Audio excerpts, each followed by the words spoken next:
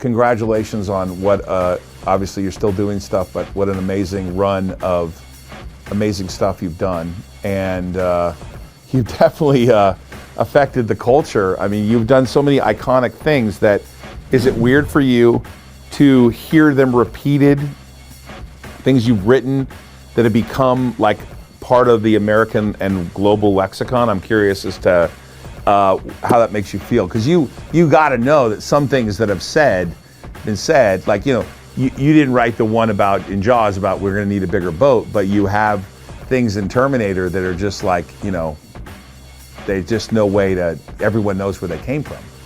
I'm curious as to what you think about that. It was certainly not something Jim and I thought would happen, so it's gratifying that it has. Mm-hmm. I think that the most surprising thing to me is that a few years ago I visited the Pentagon, and I did not expect this many years later to see posters of the Terminator in the Pentagon. Uh-huh.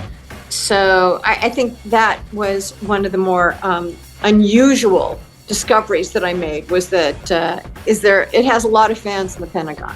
Whether that's a good thing or a bad thing, I don't know.